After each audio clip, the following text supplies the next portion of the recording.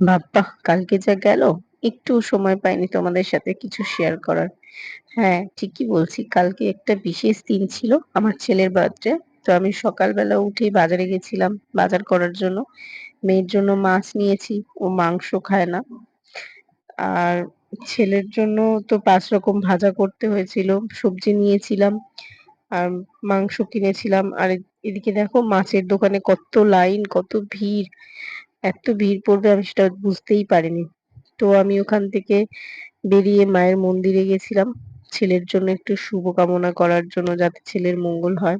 তো ইনিও প্রণাম করছিল, আমিও একটু প্রণাম করে নিলাম। মাকে বললাম যাতে ছেলেকে সুস্থ রাখে, ভালো রাখে। তো তারপরে আমি গেলাম মাংসের দোকানে মাংস কেনার জন্য। ইনি মাছ বিক্রি করছিলেন। আর এদিকে দেখো মাংসের দোকানে কত লাইন পড়েছে।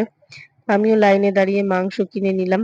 কিনে নিয়ে বাড়ি এলাম। আর কালকে আমার হাত এতটা প্রচন্ড কেটে গেছিল, আমি রাতের রান্নাটা করতে পারিনি। রাতের রান্নাটা মাই করেছিল, চিকেন কষা আর ফ্রাইড রাইস আর চাটনি। চাটনিটা আমি দুপুরবেলাই করে রেখেছিলাম, চাটনি মিষ্টি এগুলো ছিলই সাথে। তো কেকটা বলো কেমন হয়েছে, আমার ছেলের বার্থডে কেকটা। আর ভালো লাগলে ভিডিওটা লাইক করো আর ফলো করে আমার সাথে থেকো। থ্যাংক